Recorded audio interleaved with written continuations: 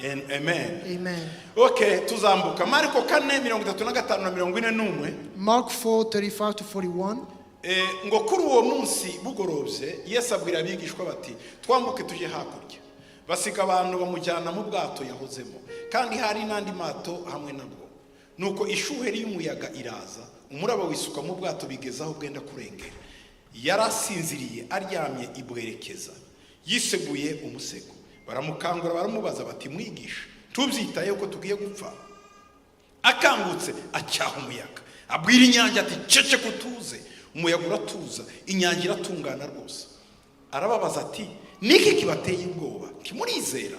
Baratinya cyane baravugana bati mbega uyu ni muntu ki utuma umuyaga n'inyanja bimwumvira? Amen. On the same day when evening had come, he said to them, let us cross over to the other side. Now when they had left the multitude, they took him along in the boat as he was, and other little boats were also with him. And a great windstorm arose, and the waves beat into the boat so that it was already filling. But when he was in the stern, but he was in the stern asleep on a pillow. And they awoke him and said to him, Teacher, do you not care that we are perishing? Then he arose and rebuked the wind and said to the sea, Peace, be still. And the wind ceased, and there was a great calm. But he said to them, Why are you so fearful? How is it that you have no faith? And they feared exceedingly and said to one another, Who can this be, that even the wind and the sea obey him? Remember, our year's theme is to go beyond limitation. Jesus tells the disciples, let's cross to the other side. In other words, let's go beyond limitation. Jesus left. Jesus would not say anything outside of the will of God. It was God's direction to cross over. Since he knew that it was God, Jesus had security. And he fell asleep. But when they got into the water, there came a wind. What was the wind coming to do? To stop him from crossing over. Him and his disciples.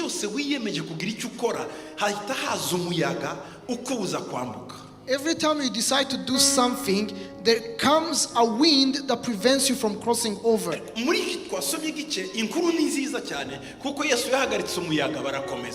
In this passage, the story ends well because Jesus calmed the wind and they crossed over.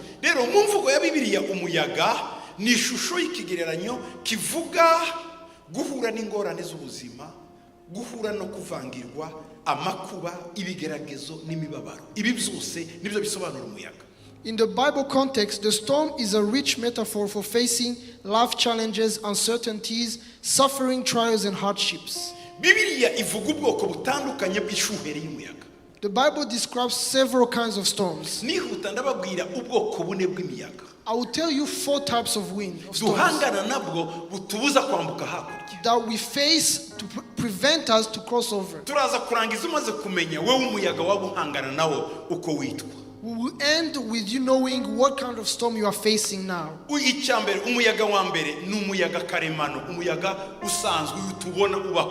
The first type is the natural storm.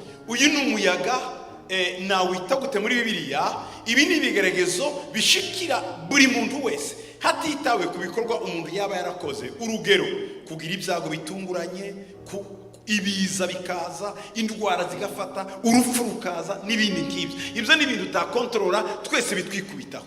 These are hardships that affect everyone regardless of personal actions, such as natural disasters, catastrophes, illness and death among others. Nibigeragezo utabasha gukumira uretse gusa kwizera no kwiringira Imana no kuyishimira kuri buri kintu cyose kitugwiririye.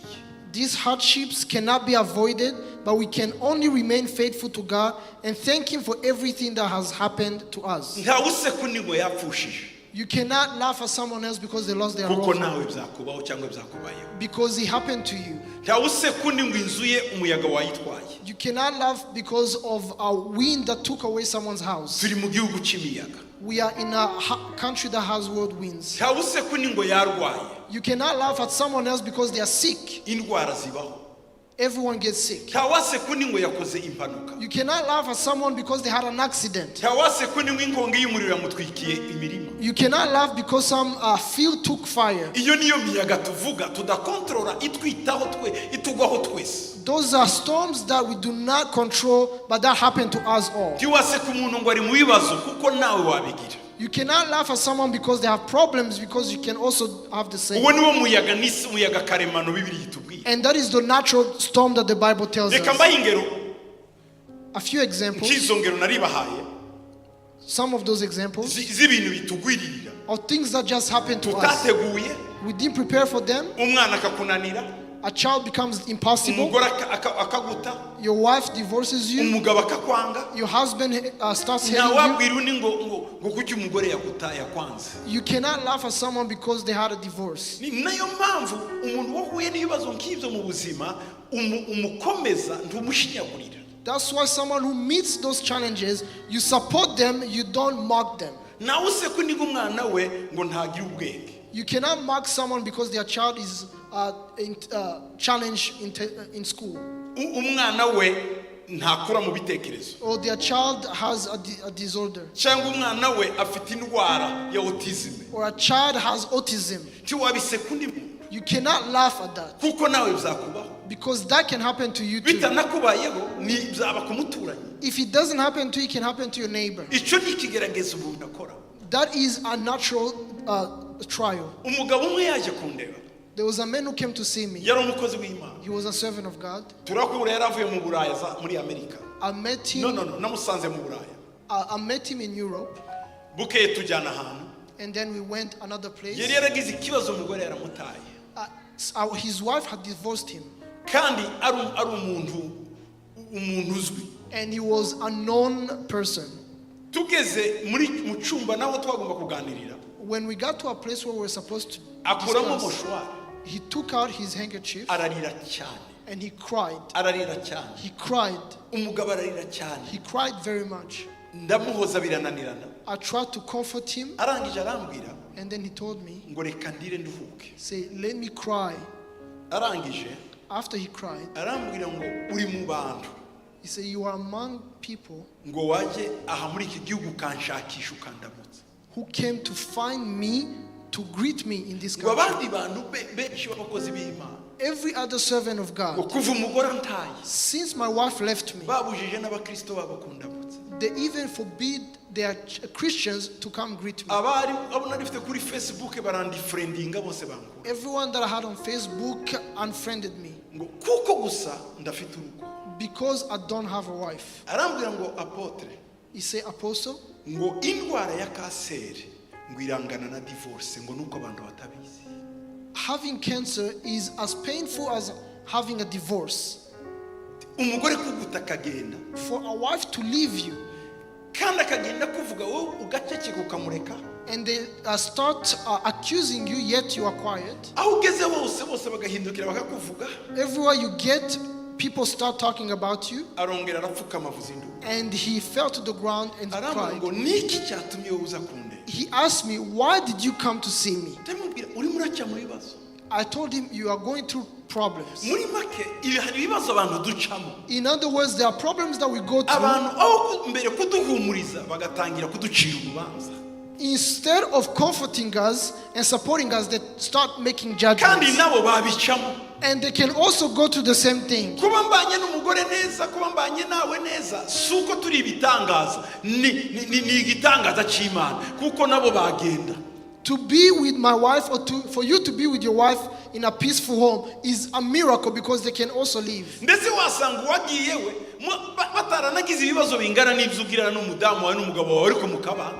And it's possible that those who left didn't have as many problems as you and your husband have. rero ibi ni ibibazo duhura nabyo. So these are natural problems.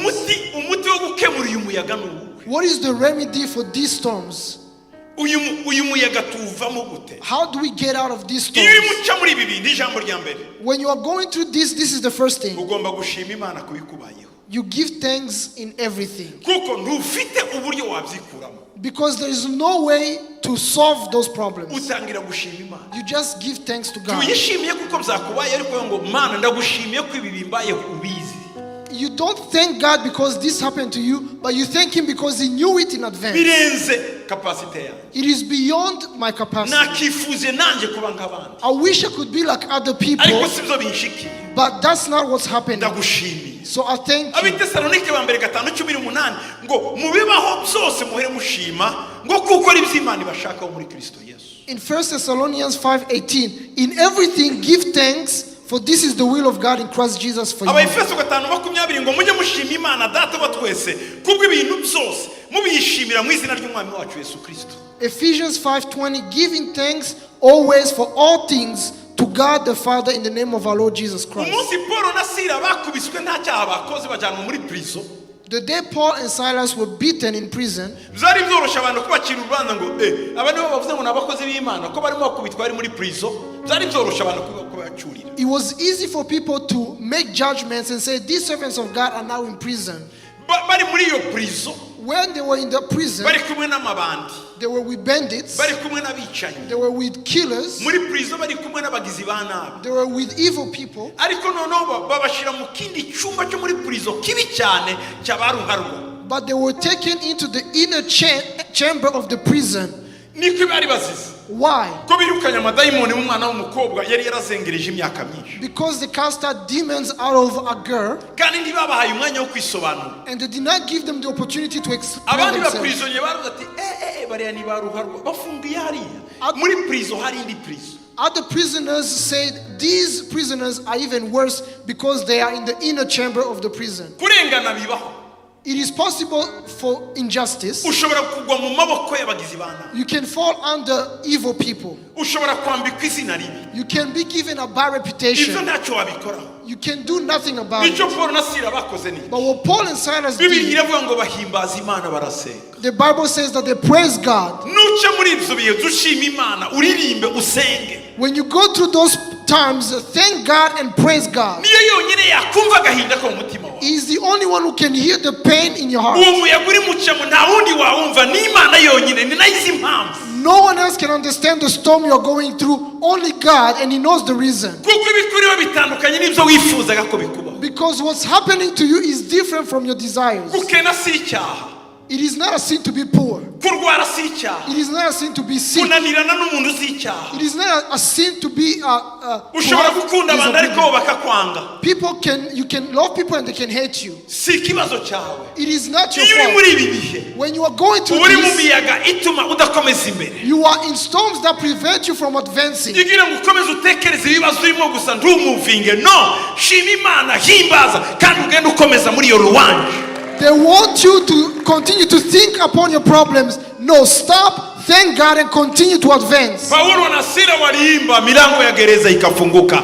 Bararirimbye bashima Imana, imiryango ya prison irafunguka. Paul and Silas sang and the prison doors opened. Umuyaga wa kabiri The second type, n'umuyaga uzanwa n'amahitamo y'umuntu. these are storms caused by personal choices. Ibyo wahisemo What you chose bikakuzanira uyu muyaga. brings this storm. Guhitamo nabi, Wrong choice, amakosa, trespasses, kutumvira, disobedience, kujya mu nzira itariyo. wrong direction. Ibi byose All of this, nabyo bishobora kukuzanira ingaruka yo kutavanza imbere. they can stop you from advancing. Kubera guhitamo nabi gusa Because of wrong choices, ukaregreta ubuzima bwawe bwose. you regret your entire life. Igihe cyose ugahora uregretamo amakosa yo guhitamo nabi. And you regret the wrong choices you have made. Kutumvira bishobora Disobedience kukuviramo ikintu gikomeye. can bring bad results. Imana ituma mu Rwanda When God sent me to Rwanda, yarambwiye ngo neza Clerema kuko yambwiye ubundi butumwa nari mfite ngo nugera ku mupaka kuko nagendaga n'imodoka ngo uragera ku mupaka wa Kagitumba uhita upfukama uzamura amaboko. Mpageze mbona bisi yose irahagaze barimo barandeba. Satani ni umuhanga kandi ubwo barebaga ariya ariko ahita anyereka bose barandeba. Ndavuga mfukama aba bantu bose bandebe hanyuma twongere dufatane imodoka tugera ni Kigali baragenda bambaza niba nasaze. Donc icyo kintu kira mbwira Imana ndavuga ati Imana dore n'uyu hari n'umugabo twagiye tuganira none mbona nawe arantegereje arandize. Kisigaza ngo bagende mfukama nawe yanga kugenda arahagarara ndavuga igitagazi iki mpava neza mva hagati y'umupaka wa Kagitumba netre turinda tugera kuri immigration y'u Rwanda umutima umbwira ngo pfukama kavuga toya umutima wamwe ngo pfukama nkabona undi muntu arandebye ndavuga ibintu bitangaza bavandimwe sengera mu mutima ndavuga mana ibyo wansabye ndapfukamye mu mutima kandi nawe urabireba donc hari ibidakorwa mu mutima Imana ibishaka ngo byerekane physiquement abantu babibona ni ngo kwihanira mu mutima ngo mana urabizi ndihani hari ibisaba ko bwira Jose ati Jose nakuvuze nabi mbabarira apana ibintu byo gufinda findiriya wababaje umuntu warangiza mwamuhura ngo Yesu ashimwe cyane haleluya amen amen ngo Imana iziko namubabare wamubare mumubwire bati nakuvuze nabi mbabarira kuki abantu tuzadutinya gufesinga nitwe twavuze nabi kuki tudasaba kandi imbabazi utwo tuntu twose rero dusaba ko umuntu uba careful j'ai payé ibyo bintu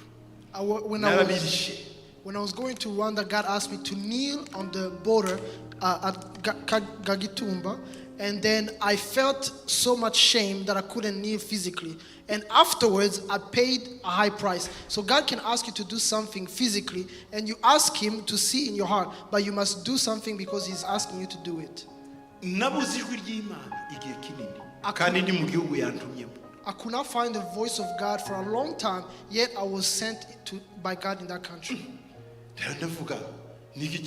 And I asked myself, what happened? I would fast. I would go from 40 days into another 40 days, into another 40 days. And I couldn't hear God. When I started the ministry,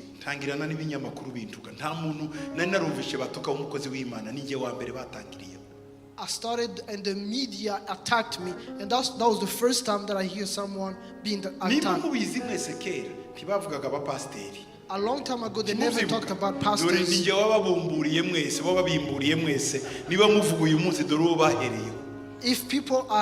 the media is attacking you, they started with me.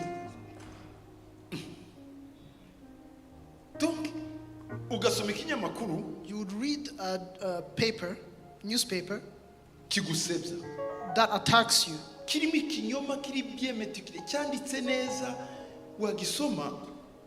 Utishiraho ko ari wowe ukabona inkuru ari y'ukuri ariko wabona ko ari wowe urimo wisoma nabonye ibintu ntarabona bukeye Imana irambwira ngo ibi byose waciyemo wa munsi y'upfukama uba wareruye ikirere cyose ndawuzuye umuyaga iyo mvuga umuyaga wo kutumvira nzi icyo bivuze. The lies in the newspapers would be written so well that even I would was almost believing what they wrote. But that was caused by my disobedience at the border when I was coming to Rwanda. So I know about this storm of disobedience.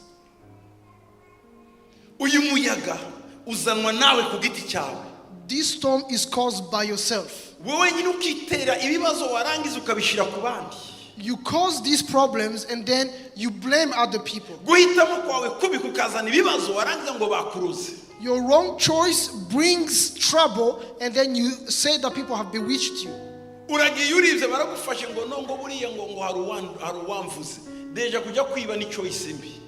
You steal and then they catch you and you say that someone talked or snitched on you, but it's your choice. Wrong choices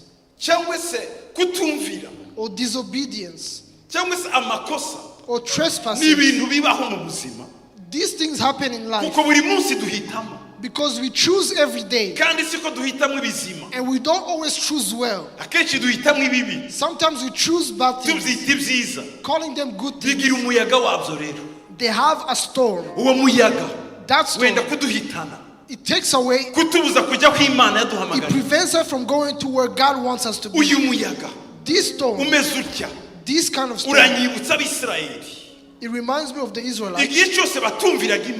Every time they disobeyed God, their enemies would defeat them. The Israelites, every time they disobeyed God, they were defeated and ruled by their enemies. The example of Jonah, You know the story of Jonah in the Bible. umuyaga waje mu mazi, The storm came in the wind. yona yaraza ahuva, And Jonah knew the source of abandi it. bagashakisha igisubizo cy'umuyaga Everyone will look for the reason of the aho storm. kitari, In the wrong direction. ubwato bwanga kugenda, The ship could not move forward. bafata ibintu byabo bagiye gucuruza babita mu mazi. They took their merchandises and threw them in the water. yona yaraza ukuri, And Jonah knew the truth. karagenda karyama munsi y'imizigo epfo, And he went and slept under the luggages. yikubita iyo, He hid himself. babwira abantu bose nimusenge imana yanyu, And they asked everyone to pray. baraterekera bararaguza bose biranga, They pray for their idols. ubwato bukazamuka, And the ship will go ubwato up, bukamanuka, will go down. baravuga ati kugira ngo tudapfa And they say, so that we reka tugende don't, dukuraho imizigo dute mu mazi. let us throw away the luggages. Basanga akagabo karyamye mu mizigo, And they saw a man sleeping on the Barikanga, luggages. "Wowe." And they say, who are you? wowe usinzira gute muri iyi miyaga? How can you sleep in this storm?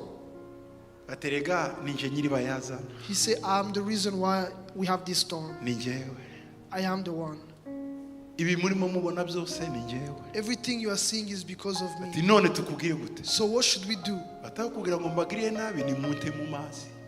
You should throw me in the water so that you can be saved. bamufatanya na ya mizigo They took him with the luggages muri meri mediterane, and they threw him in the Mediterranean Sea. umuyaga ngo hwi uratuza. And the wind stopped. Ati, yewe twari dufite yona mu bwato. And we had a Jonah in the boat.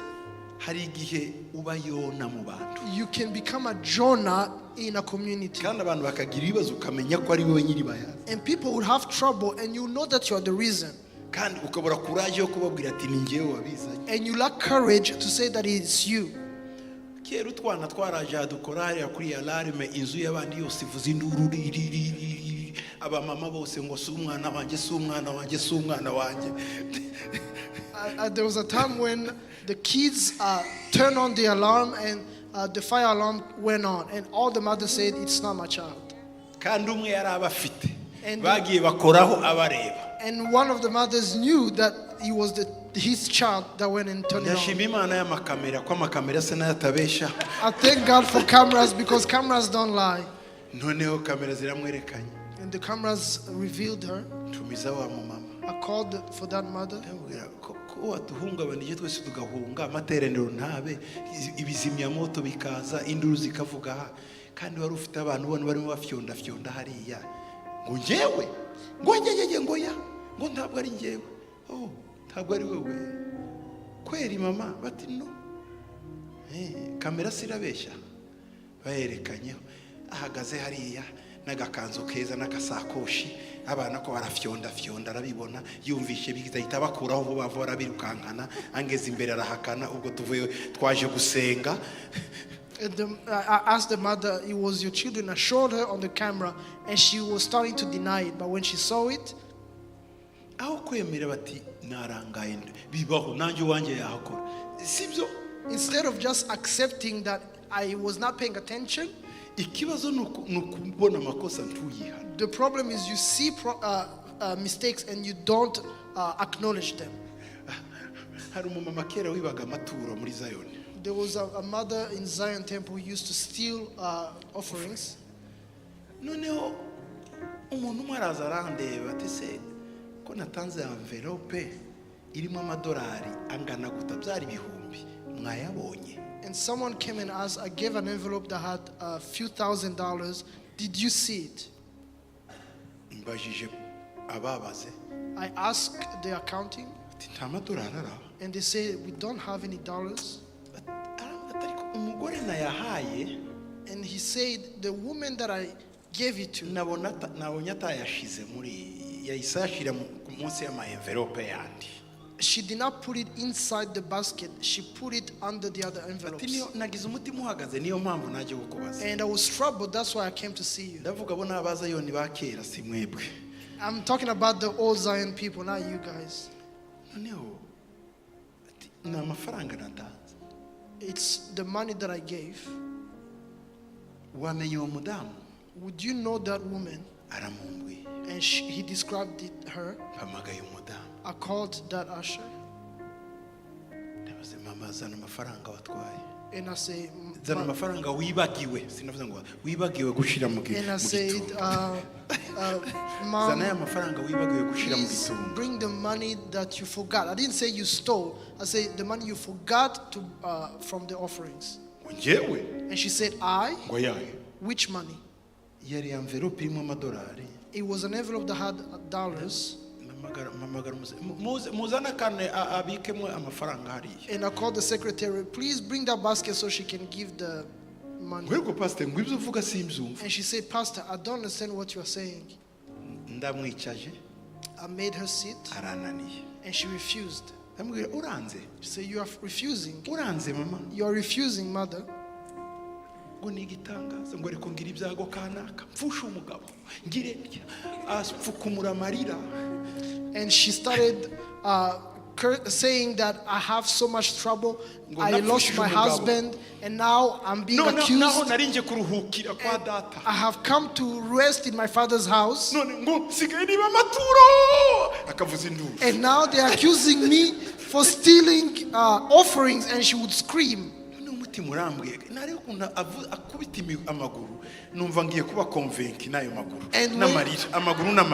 when she would cry and jump on the floor, I was convinced that maybe we are, this is a mistake. And I said, please, maybe they lied. And she continued to cry.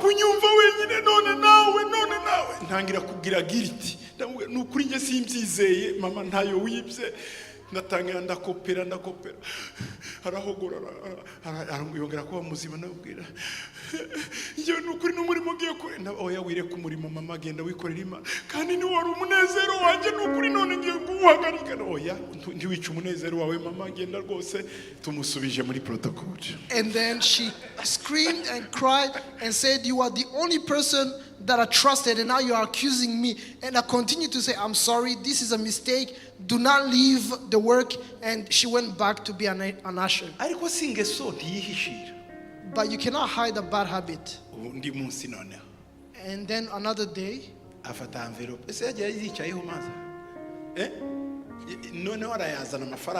she took envelopes and money, and they saw that there was money.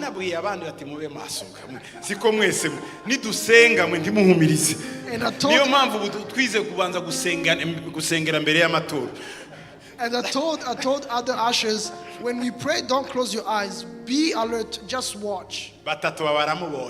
3 of them saw her.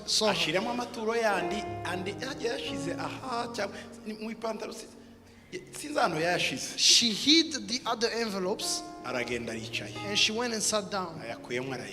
She sat on those envelopes. And they say, there is money that you are sitting on. Stand up. And she stood up. And she said, in Jesus' name, what is this? What is this? And then she said, these people are trying to plot against me. I'm tired. ngo bamuteze imitego kugira ngo noneho mwange ninge yarasigaranye ngenyine bagira abantu bamugirira ishari muri protocol. And she said that there are ushers who are jealous of her and they are plotting against her. none ndongeye kandi ndagikemuye ndavuga ntimuzongera kumugirira ishari. And I say, please stop the jealousy. Musubijemo. She went back to being an usher. Yihanganye nk'ameza ngahe noneho. And she spent a few months just not stealing, putting all the offering in the basket.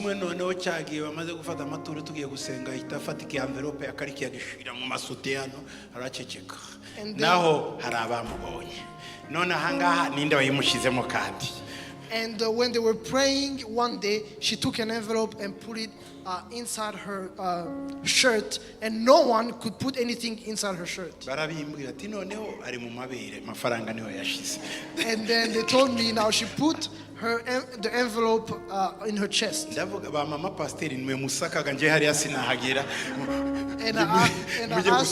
I asked the women pastors to go and investigate. They went and saw her. And they found an envelope in her chest. baramubwira ibi ni And ibiki they say, what is this? akubise induru She screamed. bati nibo bayishize And she said, they are the ones who put it in my chest. ndamuhamagaye muri biro I called her in the office. ndamubwira umva rero I say, listen, aka ni gatatu this is the third time. ngiye gusengana nawe I'm going to pray with you. ndamufashe I held her hand. ndavuga mana I say, God, uzi ukuntu umutima wanjye wishimiriye umumama you know how my heart rejoices over this woman. ni umupfakazi She's a widow. twamusanze muri iki gihugu adafite shinge na rugero We found her in this country and she had no future. wari umaze kumuremera amateka And you have created a history for her. aravuga ko bamubeshera She's saying that they are plotting against her. ndagira ngo I ask you, niba bamubeshera if they plot against her, umubeshera wese whoever lies about her, umukoreho may you touch her. niba batamubeshera If they don't lie about her, we umukoreho you touch her. turarangiza And we finished. njye ndarangiza And then I finished. bukeye Next day, ananirwa kuva mu nzu she was not able to leave her house. umugongo uraparariza Her back was paralyzed. akanwa karahengama Her mouth was sideways. ndagenda iwe And I went to her house. njya mu rugo I went to her house. imana irambwira ngo And God told me, ni ibihano these are consequences. ndabimubwira I told her. yapfuye ataranyemerera She died before she confessed. arapfa She died. tujya kumuhamba We went to bury her.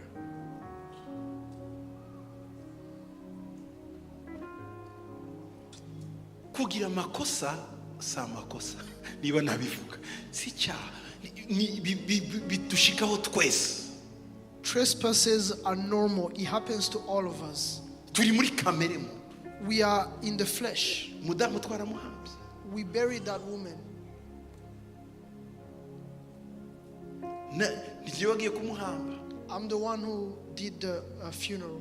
nabuze ubuhamya ntanga I did not have any testimonies kuko imana yarambwiye ngo agiye gupfa because God had told me that she was going to haniru die. ndiruka ngiwe mu rugo And I ran to her house. bwari ubwa mbere ngeze iwe That was my first time to get there. ndamuganiriza I talked to her ndamubwira nta kibazo and I said, don't worry. unyaturire ninjye nawe nta n'undi n'inyoni ntizabimenya Just confess, it's just me and you, and no one else will know. arambwira ngo pastor And she said, Pastor, ni ukumbeshera baranyanga they are lying about me. none se ninde wazanye amafaranga muri sute yawe So who put an envelope in your bra? ngo ariko ngo uyoboye ko abarozi babaho pasiteri And she said, don't you know there are wizards? bayohereje mu burozi They sent it through witchcraft. she died This is Satan. yarapfuye Now she died. umuti w'uyu muyaga ni uwe What is the remedy for this tempest? ni ukwihana It is to repent. nicyo gisubizo That is the answer.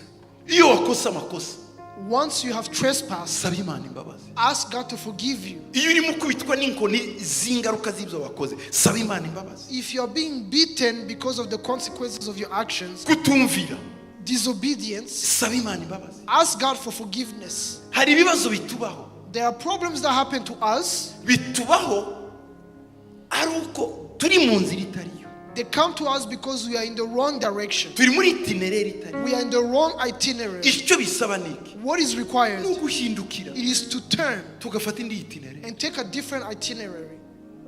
niyo repentance That is repentance. kwihana ni Repentance, uguhindura icyerekezo it is to change direction. ejo bundi twagiye gushingura umwana wa conversion We went to the funeral of convention muri Kansas in Kansas. dufata ikirere turagenda We took this hasigaye iminota 30 before 30 minutes.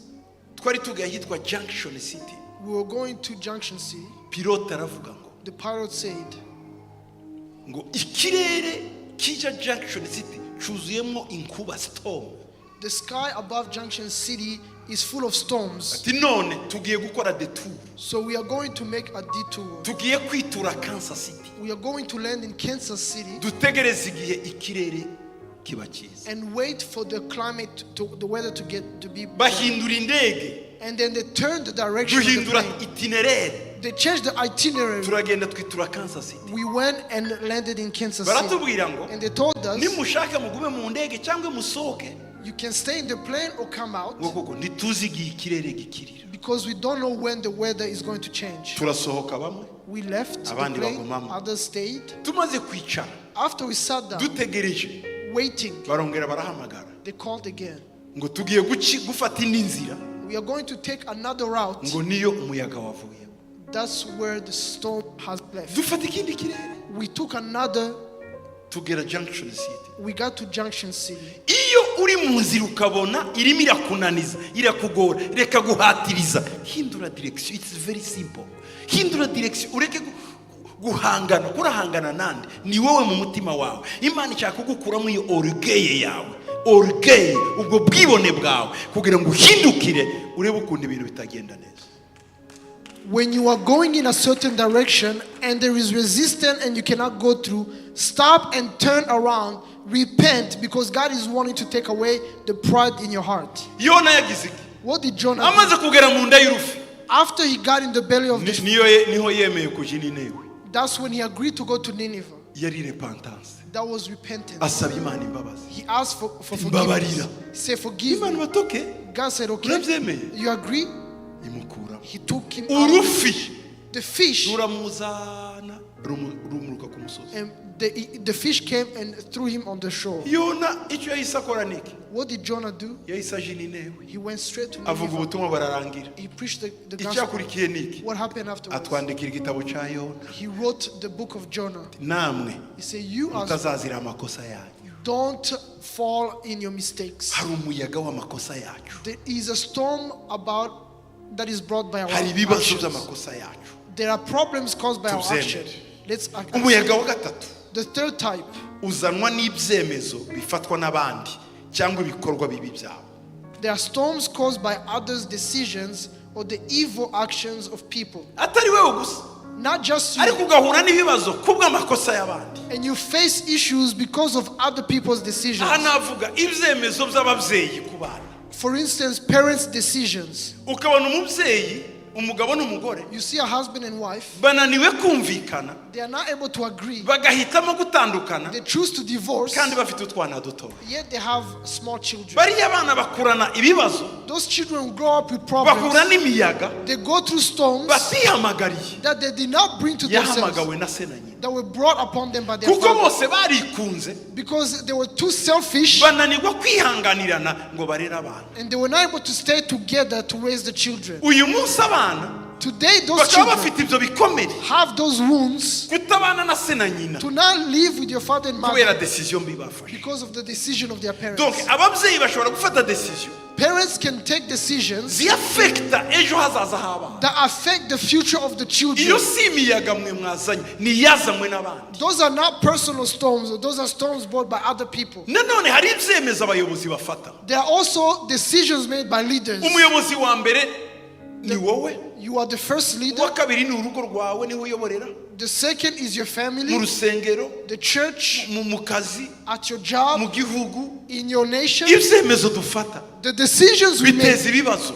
bring problems. Icyemezo Uburusiya bwafashe na Ukraine The decision that Russia and Ukraine took, byateje isi yose igihombo. they have caused loss around the world. Ibyemezo Israeli yafashe na Iran The decisions that Iran and Israel are taking, byateje isi igihombo. they cause loss around the world. Ibyo ni ibyemezo ki What kind of decisions? abandi are those? badufatira twe tukabikubitirwamo. People take the decision and we suffer the consequences. Umuntu akagufatira ibyemezo bizakuafekta. Someone can take decisions that will affect your life. Uyu munsi mubimenye If you know this nuko today, benshi mudakurikira it's because you don't muza follow. amataxe mwishura You know the taxes you pay? ko arishura amadeni yari abandi mutarabaza muri iki gihugu kandi mutaravuka. They are paying for the debts that other people took before you were born. Every day Buri munsi. buri munsi muri Amerika Every day in America, bishura ideni rya miliyari 14 they pay a debt of 14 billion ku munsi. every day. Miliyari 14 $14 billion zigenda ziyongera. that are increasing, adding to the debt. Ayo hari abariye ayo mafaranga, hari ababikoresheje, hari abayasabye, ariko kuko turayishura. There are people who took those debts, but we are paying for them. none ubu tubifite ibibazo bikomeye. And now we are in serious trouble. Perezida wacu yaraye atoresheje itegeko iyo bita ngo ni gude ngo iki harya Big, beautiful bill. bill Big, beautiful. big beautiful bill. Ndagira ngo mbabwire iyo big beautiful bill. The president just signed the Ndabizi big, ko bamwe beautiful bill. mudasoma, reka tubasomere tubabwire. I know some of you don't follow, so we'll tell you. Big beautiful bill ni ukuvuga ngo ni itegeko ry'amafaranga bagiye gukora budget, amafaranga ko azasohoka. They are going to, it's the budget that is going to be released. Iri tegeko niryo bashwaniye na Elon Musk. This bill is the subject of contention between him and Elon. Uretse ko Elon Musk nawe bitari rimubabaje cyane nuko hari aho bagombaga kumuha udufaranga batamuhaye nawe. Elon Musk was disappointed because they were supposed to give him grants that they didn't. Kuko yamamarije Trump kandi koko yakoze umurimo ukomeye byatumye Trump atambuka. Amaze gutambuka aramuga ati ya bire yawe bya bindi forget tayo nzaguha. Undi bati warambeshe. Aravuga ati ndatangaye nari nzi ko ba republika ari abantu bahagarara kubyo bavuze turi mu republika. Barashwana. And they had agreed before the campaign that he would help him and get those grants. Now, after they decided the bill, the grants were not there. And he was Ikintu shocked. nasanze kuri Elon Musk nubwo atari umukristo cyane kandi nta umupagani cyane. Elon Musk, even though he is not Ari hagati a Christian or a non-believer, he's in the middle. nagerageje kwiga ubuzima bwe. I studied his life. Agira amavalere, He has agira values. indangagaciro, He has values. agira He indangagaciro. has values. Okay, biragoye kuziprova iyo umuntu ari umukire, ariko agira indangagaciro. It's hard to prove when someone is too wealthy, but he does have Ariko values. umuntu bakoranaga hamwe na Trump nawe yatangaye cyane, aravuga ngo ndatangaye kubona kuva aho bamenyane na Trump ashobora gukorana n'uyu muntu ubeshye. Donc byaramutangaje cyane. Donc nkizo ni indangagaciro zimwe. Anyway, There's someone who- reka ndeke ibyo za politike. There's Nikomereze mu miyaga y'ishuheri. There's someone who worked with Trump who was shocked that Elon would work with Trump because Trump is not the. Mu byo doesn't have Trump integrity. yasinyiye harimo iki? What did Trump sign? Ya mafaranga ya makarite mwabonaga yo guhahisha bayita gute? Food stamp bayikuyeho. Food stamps have been removed. Icya kabiri, Secondly, Medicaid Medicaid, y'amafaranga mato yo kwifuza y'abakene ntiri muri bire. it's not part of Bivuga ngo systeme ya sante na systeme yo kurya igiye ku affect abantu. the health system, and the food system is going to be disrupted. Anyway, ntiyavaho 100% ariko ababonaga amafaranga menshi bizaba bisaba kabisa ko bagukurikirana cyane bamenye ko koko ukeneye icyo kintu, ariko ni ibintu bigoye cyane. They didn't remove those programs, but they're going to have to vet every applicant thoroughly before they give you those Uko mbivuze nyine muhise mubabara bamwe kuko byabafashaga sibyo. Some of you are now sad because it used to help you. Uzi umuyaga tugiye guhangana nawo nuwa amadecision abandi badufatiye. The storm we're about to face is the decision of other people. Uretse umuyaga umuntu ahangana kubera ibyo yifatiye, ibyinshi kuri iyi si n'abandi badufatira tutazi ibyo ari byo. Other than the personal storms that are caused by our decisions, many storms in this world are caused by others. Abantu babiri bonyine Only two people bashobora guteza intambara can cause a war. kandi bonyine bumvikanye, And if they agree, amahoro ashobora kuza. peace can come. Nabonye ahantu I saw a place imipaka ifungwa, where they close borders. bukeye abantu babiri bahura ejo igafunguka. And then when two people meet, they open those borders. Murabibona? Have you seen that? Ni ukuvuga ngo decision z'abantu bakomeye cyangwa se abalideri ni umuyaga. The decisions of other people or leaders are also a form of storms. Muri iyi miyaga iva hanze These are external storms. harimo n'ibikorwa bibi by'abantu bakora bagahangayikisha ubuzima bwawe. There are also evil deeds done by people that trouble your life. Iyi ni nk'imiyaga nakwita ngo ni imiyaga y'abagizi ba nabi. These are evil people storms. Ni ukuvuga ngo abarozi The witches, bakakuroga, they bewitch you, bakakubuza amahoro, they trouble your life, ugahura n'ibibazo bikomeye cyane. and you face many problems. Muribuka Paul ari mu bwato Remember Paul when he was in the boat? bahuye n'umuraba mwinshi cyane. They met a storm. bageze ahantu They got to a place. bavuga ngo reka twice imbohe zitatucika. Murabyibuka muri Bibiliya? And they decided, let's kill prisoners so that they don't escape. Kuko umuyaga wari umereye nabi. Because the wind was too strong. Just one verse. Mu byakozwe n'intumwa Act 17 kuri 21.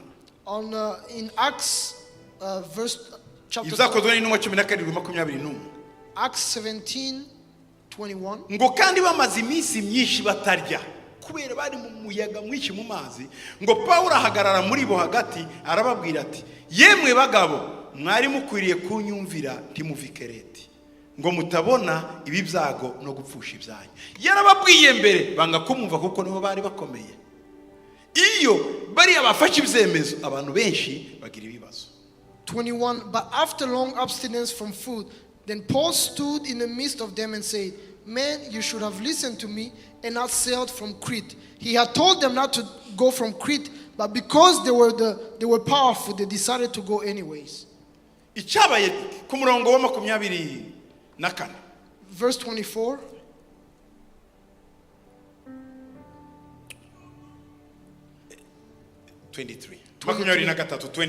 Verse 23. Ngo kuko iri joro iruhande rwanjye hahagaze marayika w'Imana nduwayo nyikorera akambwira ati, Paulo witinya, ukwiriye guhagarara imbere ya Kaisari, kandi dore Imana iguhaye nabo mugendana bose. Amen. Yego habaye ibibazo ariko uyu muyaga murawutambuka. Nubwo badufatira ibyemezo bimeze gute, Imana yemeye kugera hakurya, uzagerayo. For they stood by me this night, an angel of God, of the God to whom I belong and whom I serve, saying, do not be afraid, Paul, you must be brought before Caesar. And indeed God has granted all those who sail with you. Ku murongo wa 29. Kandi kuko batinyaga gusekura ku ntaza, bajugunya mu mazi inyuma y'inkuge ibyuma bine byo kuyitsika bifuza ko bucya. Then fearing lest we should run aground on the rocks, they dropped 4 anchors from the stern and prayed for day to come. Ni gute umuntu uyu muyaga ukira? How do you solve this storm? Ibyemezo byafashwe n'ababyeyi bacu, Parents' decisions, byafashwe n'abarimu, teachers' decisions, ibyemezo byafashwe n'abantu ukaburimo uri mu ngaruka zayo. Iyo miyaga igenda ite? decisions that were taken by others. How do you face those storms? Ibyemezo cyangwa se ingaruka mbi zakugizweho kubera abacuraguzi bakuburiza amahoro ubuzima. Or decisions that were done by evil people who trouble your life. Bavandimwe, Brethren, ijambo rya mbere number 1, ni ugukomeza kwatura ibyiringiro. it is to hold fast the confession of hope. Iyo uri muca muri ibi bibazo bikomeye When you are going through these difficult times, by'ingaruka that are y'ibintu consequences utakoze, of things that you didn't do, komeza watura ibyiringiro. continue to confess your hope. Komeza wature, Continue to confess. komeza wature. Continue to confess. Uzi icyo Paul yavuze? This is what Paul said. Ngo marayika w'Uwiteka yahagaze ngo aravuga ngo witinya, ukwiriye guhagarara imbere ya Kaisari. Bari bakiri mu mazi, Kaisari ari i Roma, ari barimo bajya. Donc ibi byiringiro bikomeza, hari amasezerano Imana yakubwiye, yafate, komeza uyature, komeza wature aya masezerano, uzagerayo. Verse 24 said, do not be afraid, Paul, you must be brought before Caesar. And indeed God has granted you all those who sail with you. So you must continue to confess the promises that God has given you, because it will allow you to get there. Iyo ukomeza kwatura muri ibyo bibazo, When you continue to confess ugera going through kure. those trials, you get far. Ubupfubyi bwa Esteri The orphan, ntibwatumye ataba umwamikazi. being an orphan did not prevent Esther from becoming Kuja mu a queen. buhake kwa ba Moridekayi ntibyatumye badakomerana ba Daniyeli. Donc bakomeje kwatura ibyiringiro byabo. Iyo miyaga y'ubupfubyi y'intambara mwabayemo mwaciyemo, ibyo bikomere wasigiwe n'amateka ntibiguhagarike kwambuka hakurya. Komera watura amasezerano y'Imana, ariko ubuzima bwawe uzagerayo kandi uzaba umuntu ukomeye. Those wounds and those issues from your background should not stop you from becoming the person you are supposed to be. You must continue to confess until you achieve what you have planned. Abaheburayo 10:23 ngo dukomeze kwatura ibyiringiro byacu tutanyeganyega kuko wasezeranije ari uwo kwizerwa. Hebrews 10:23, let us hold fast the confession of our hope without wavering, for he who promised is faithful. Twasomye icya kabiri. Number 2, n'ibyuma bine ugomba kumanura muri wewe bitsika umutima wawe, bitsika inkuge. At the 4 anchors that you must release from your heart. Ngo bageze mu mazi cyane bimeze nabi. When they got in the middle of the Ngo water, bafata ibyuma bimwe barabimanura. they dropped 4 anchors. Ibi byuma bine These 4 anchors biragenda bihagarara epfo mu mazi. stood on the bottom of the sea, Bituma ubwato budakomeza kunyeganyega. and they stabilized the boat. Mwanyihanganira nkababwira ibi byuma bine icyo bivuze. Can I tell you these 4 anchors? Ndacyari kumwe namwe. Are we together? Mwasinziriye. Are you sleeping? Okay, ibyuma bine bitsika umutima wawe. The 4 anchors that hold your heart. Igihe uri muca mu miyaga, When you're going through the uri storm, muca mu bibazo. going through problems. Come on. Icyuma cya mbere The first one, no kwiyubaka mu byo kwizera.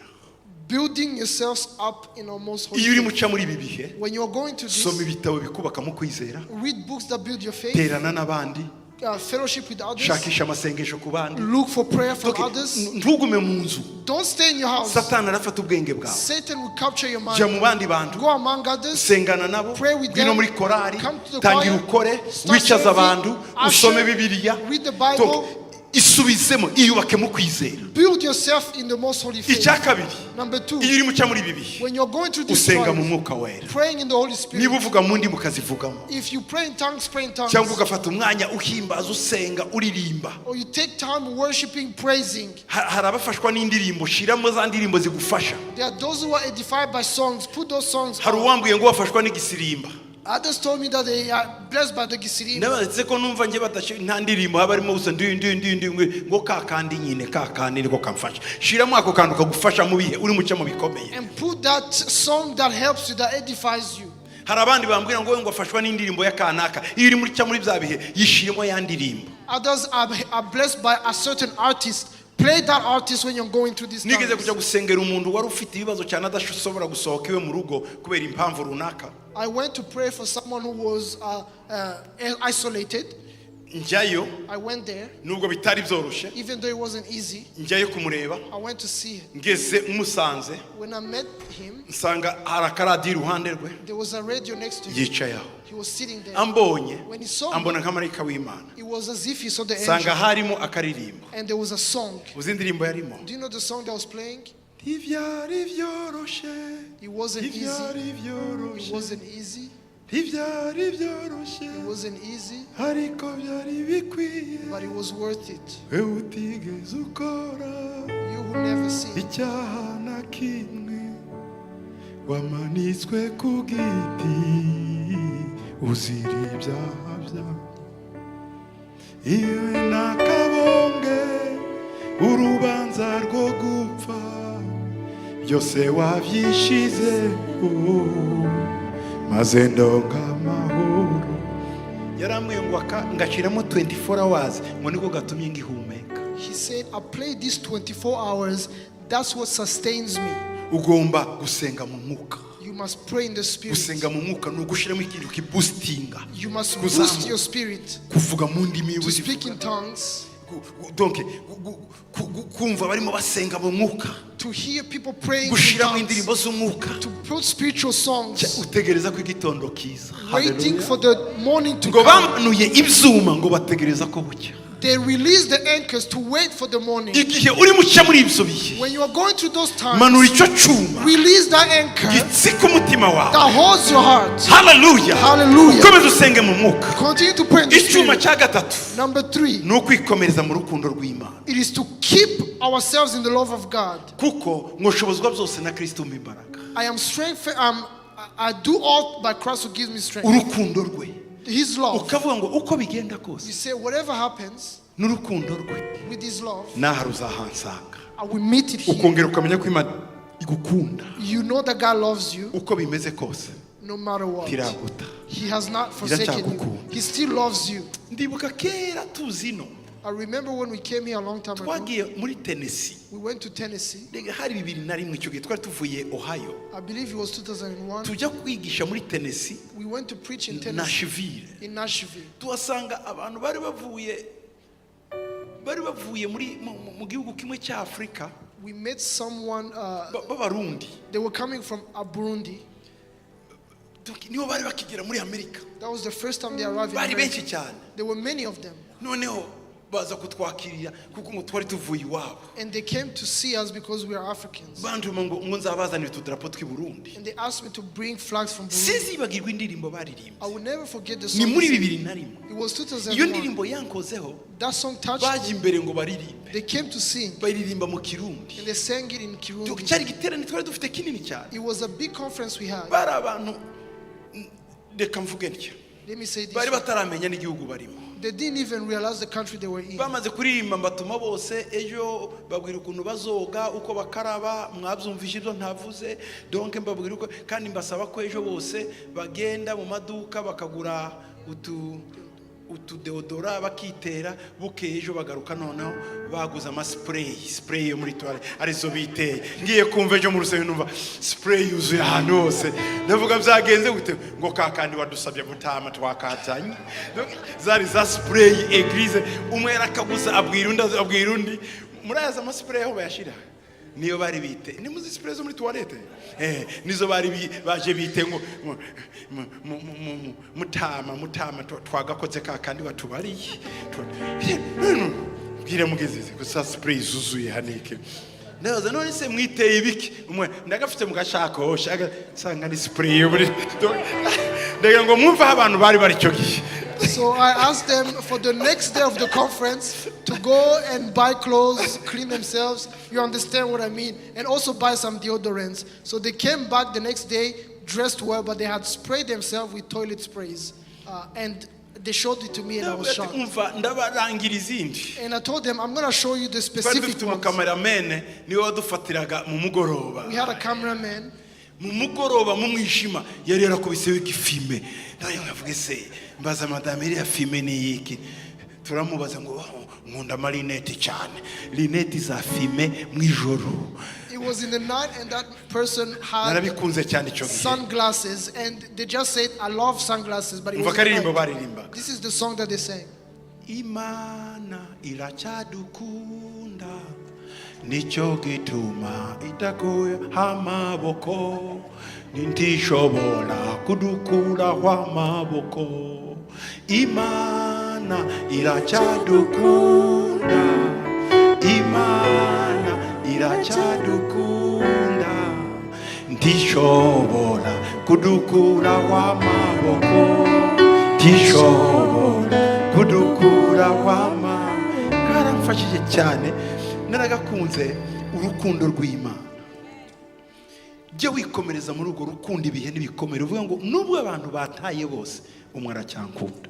Strengthen yourself in the love of God and tell yourself even though everyone forsakes me he still loves me. Bizagufasha utegereje igitondo ko kiza. It will help you until the morning comes. Hallelujah. Icyakane. Number fourth anchor. No gutegereza imbabazi z'umwami wacu. Looking for the mercy of our Lord Jesus Christ. Gutegereza imbabazi z'umwami wacu Yesu Kristo. Looking for the mercy of our Lord Jesus Christ. Iyo uri musenga. When you are praying. Urimo wiyubaka mu byo kwizera. When you are building yourself. Wikomeza mu rukundo rw'Imana. Strengthening in the love of God. Utegereza gutabarwa n'Imana. You wait for the mercy of the Lord. Ntacyo bintwaye mukiza. Nzagutegereza ntuje. Ntacyo bintwaye mukiza. Imbere yawe. Ntacyo bintwaye mukiza. Nzagutegereza ntuje. Ntacyo bitwaye mukiza ndi imbere yawe. Hallelujah. Hallelujah. Yutegereza igitondo cy'Uwiteka. Wait for the morning of the Lord. Imiyaga niba myinshi. When the storms are many. ikomereze mu kwizera, strengthen mu yourself rukundo rw'Imana, in the love of sengera God, mu mwuka, pray in the Spirit, hanyuma utegereze imbabazi ze. and wait for His mercy. Ibi byuma bine These 4 anchors, uzabisanga muri Yuda 1:20. you will find it in Jude 1:21, 20 to 21. Mwahabonye Do you see? Yuda 1:20. Nimunyemere dusome twese. Let's read. Ngo ariko mwebweho bakundwa, number 1, mugire gute?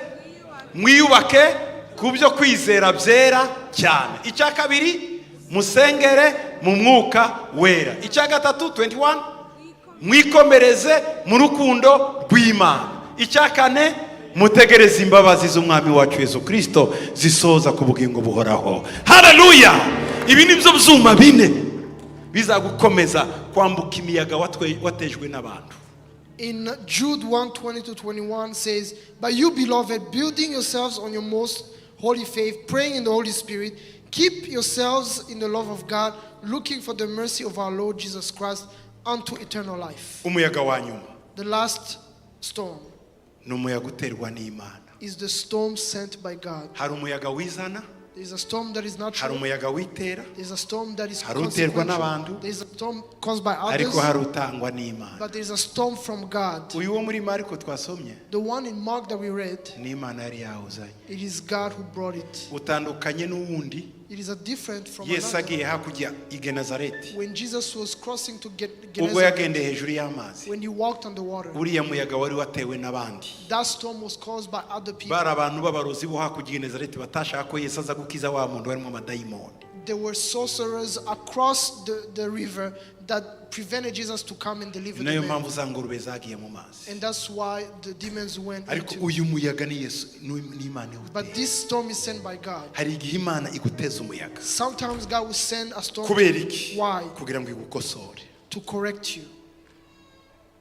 Hari igihe dukomera, Sometimes we become strong, tugakomera, we become powerful, tukaruta Imana. and we think that we are above God. Kandi kidukeneye Yet He still needs us. iduteza umuyaga. He sends a storm Wongera kutumanura. that brings us down again. And we humble ourselves. Tugaca bugufi. Tukongera kuvuga ngo Mana, And we say, God, ndaje iwawe. I come to you. Uyu muyaga uzanwa no kutwigisha. This storm comes to teach us. Imana ikakwigisha ibindi utaruzi. God teaches you things that you didn't know. Kuko hari ibyo, Because there are uzi, some things you know. hari ibindi ukeneye kumenya. There are other things you need to Ariko know. kubera rwa serera y'abantu, But because of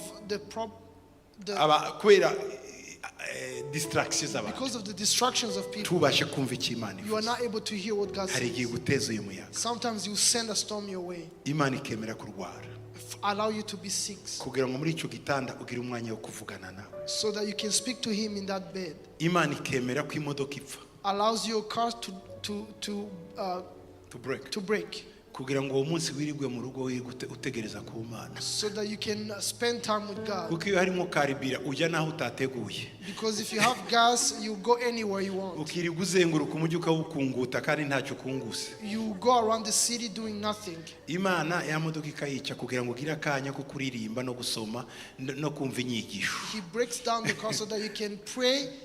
Akangaka ko ni kenshi benshi yikira gahunda turabafite benshi cyane. This one comes a lot when God stops. Ukavyukana gahunda Imana itemeye, You wake up with a plan that God does not agree with, igakora ikintu kugira ngo ntugereye. and He brings something so that you don't do it. Uyu ni umuyaga This is a storm wo kuduhugura, to teach us, to train, us, kudutoza ikaduhugura. to train us. Kakwa kundi kizu gitoza abana bayo. Just like the eagle trains its eaglets, Imana natwe ikadutoza God will also train us kugira ngo dukomeze kwizera kwacu, so that we can strengthen our faith, dushikamisha imizi mu kwizera. deepening ourselves in the faith. Ingaruka nziza z'iyi nkubi z'uyu muyaga ni ugukura mu kwizera kwacu. The positive outcome from this storm is our faith grows. Kandi inkuru nziza iri aha ni uko Yesu aba aryamye muri ubwo bwato urimo. And the good news here is that Jesus is present in the storm. Iyi miyaga uri mucamo The storms you are going through, yoherejwe n'Imana, sent by God. na Yesu ntiyagusize muri kumwe. Jesus does not leave you, you are with Se Him. navuga ngo nuba mu mazi nzaba ndi kumwe nawe, Does He not say, if you are in the water, I'll go with mu you? muriro nzaba ndi kumwe nawe, I'll be with you in the mu bibazo fire. nzaba ndi kumwe I'll be nawe. with you in the problems. Humura nturi wenyine. Don't worry, you are not alone. Hari utuntu duto gusa Imana ashaka kukwigisha. There are a few things that God wants to teach you. Soza bene data. As I conclude, Number 1, First, genzura neza isoko y'umuyaga uri mucamo. examine the source of the storm you are going through. Ese uyigenzura ute? How do you examine it? Mu masengesho, Prayer, mu gusobanukirwa discernment, no gusoma ibyanditswe. and reading the scriptures. Ugomba kuexamina source ya storm. Uyu muyaga uri mucamo ugomba kuwutekerezaho. You must examine the source of the storm you are going through. Genda wibaze, Go and ask ni umuyaga yourself, usanzwe is this a natural storm abandi bose bacamo? that everyone goes through? Ese ninjye wawuteye? Am I the reason for the Ese storm? watewe n'Imana? Was it caused by God? Ese uyu muyaga watewe n'abantu? Was it caused by others? Numara kubimenya, Once you discern, ukoreshe ya miti nakubwiye ugenda ukora hose. Niba ari wewe saba imbabazi. use the remedies I told you. If it's you, ask for forgiveness. Niba ari imiyaga isanzwe, If it's natural storms, shima Imana muri byose. thank God in everything. Niba ari imiyaga iva ku bandi, If they are caused by others, fata bya byuma bine ubitsike utegereze igitondo. take the 4 anchors and release them to wait for the morning. Kandi ukomeze watura amasezerano kuzagerayo. And continue to confess the promises that you get there. Niba ari biva ku Mana, If it's from God, ari Imana yabiteye, if it's God who brought the storms, iringire gusa Yesu. hope in Jesus. Wewe iringire, Just hope utegereze Imana ikuze kwizera kwawe. and wait until God grows your faith. Niho Paul yavuze ngo That's when Paul ngo said, ngezishimira intege nke zanjye niho Imana yuzuriza imbaraga. I will boast in my weakness because God fulfills his strength in me. Ikindi menya neza intego y'uwo muyaga. Also discern the purpose of the storm. Ese ni ukugukuza? Is it to raise you? Ni ukukuzamura? Is it to elevate you? Hari ibibazo bimwe There are some Imana problems itwemerera. that God allows. Mu minsi ishize A few days ago, Imana mu bihe bishize, mu myaka ishize, in a few years ago, Imana yarambwiye God told me, ngo ngiye kukuzamura. I'm going to elevate you. Cya mu bibazo And I went through problems. ndavuga yo naravangiwe. I was confused. Ni gute How? ngiye kukuzamura I'm going to elevate ko you. mbona ariho bikomeye? And now things are getting more serious. Abantu bose bakaguta People will leave you. kandi abagutaye. And those who leave you, Hari n'uwaguta akigendera ko hari uguta agasigara akurikira n'aho wagiye. there are some who leave you in peace. But there are others who leave and continue to attack you. Mu by'ukuri hari abantu bantangaje mu buzima, arakubwira ngo singushaka ariko ngo yaraye he kandi yiriwe uragushakira iki ko wamutaye. There are some people who will shock me. They say, I don't want you, I need to leave you, but they continue to follow up. Byenda duteye bitandukanye. Maybe we are different. Tuvuge sinumvikana na Jose. Maybe let's say I don't agree with Jose. Deja numvikanye nawe. If I don't agree with him, Sinshobora no kureba YouTube ye. I can't watch even his Ariko YouTube. abo ngabo But those people, ukabona mu tuzina twabo turasetse. Kora kureba. Uyu ngo yarandebera iki kandi ntanshaka. you see their names show up in the feed and you wonder why they're watching me. Muri ibyo bihe rero In those times, ndavuga Mana, say, God, ibi ni ibiki? what is this? Niko kuzamura. Is this the elevation? Imbwira ijambo rimwe. And he told me one Wari word. wazamuka muri indi shuri udaciye mu bizame? Have you ever gone to a higher grade without passing a test? Ndavuga no tubicamo. I say, no, Bati nawe nibyo. it's the same. Bati cyakora ibiza muri mucamo But the test you are going through, uzabitsinda. you are going to Icyo pass. dushimira Imana, What we thank God for, ntidusaba ubutsinzi, tuba mu butsinzi. we don't ask for victory, we live in victory. Kuko uwaduhaye gutsinda niwe turi kumwe mu bwato. Because the one who gave us victory is with us in the boat. Hallelujah. Hallelujah. Hallelujah. Hallelujah. Hallelujah. Hallelujah. Ntabwo Imana izagutererana cyangwa ngo iguhane, iri kumwe nawe.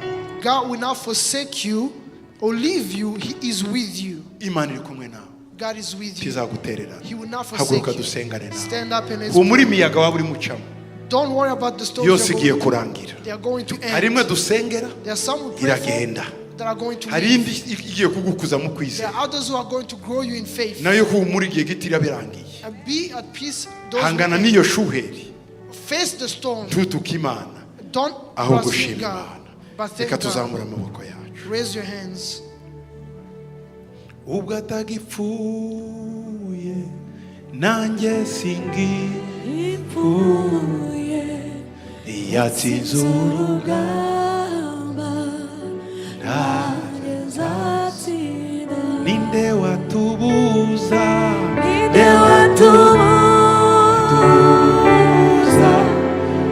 guhimbaza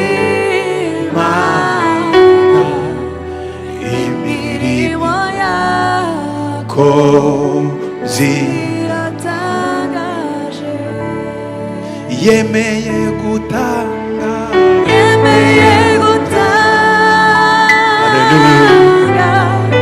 umwana we Yesu ngo atubere igitambo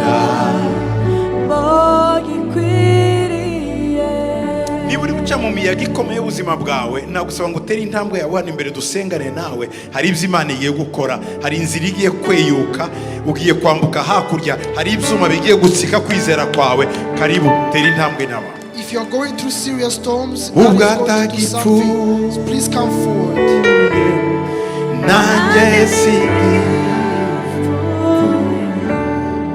yatsinze urubuga.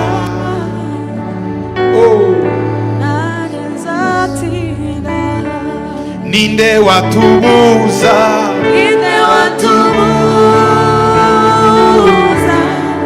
guhimbaza Imana, imirimo yako ziratangaje. Yemeye gutanga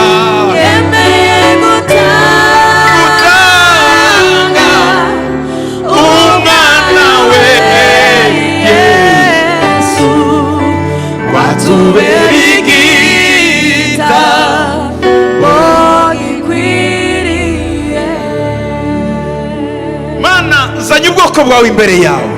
Bring your people before barimo baca mu bihe bikomeye by'ubuzima they bwawe. are going to difficult times in their lives. Ubafitiye umugambi ukomeye. You have a great plan for them. Wabavuze ibintu bikomeye. You have spoken great things about ariko them. ko baraca mu muyaga, But they are going through storms. ko baraca mu ishuhe, They are going through storms. batazi aho They rikomoka. don't know the source. Niwe ubizi Imana. You know the source, Ndagusaba God. ngo ubahe I ask you that you give imbaraga zo guhangana the power to face no them kwambuka hakurya. and to cross over. Icyo nzi ni kimwe, I know this one thing. ntazagwa muri aya They mazi. will not die in this Icyo water. nzi ni kimwe, I know one thing. ntazarohama. They will not Icyo drown. nzi ni kimwe, I know one thing. azambuka hakurya. They will cross over. Mu izina rya Yesu, In the name of kingura Jesus. umuryango, Open the kingura door. umuryango, Open the door. kora igitangaza, Work miracle. muhindura amateka, Change the history. muhindura amateka. Change the history. Wa muyaga we, You stop. hagarara. Stop. Wa muyaga we, You stop. hagarara. Stop. Mu izina rya Yesu, In the name of agomba Jesus. kwambuka They hakurya, must cross over. agomba kugera ku masezerano ye, Must reach their destiny. agomba guhabwa iyo byasezeranijwe. Must receive their promises. Ubuzima bwe bugomba guhinduka, Their life must change. ubukene bugomba Their kugenda, poverty must go.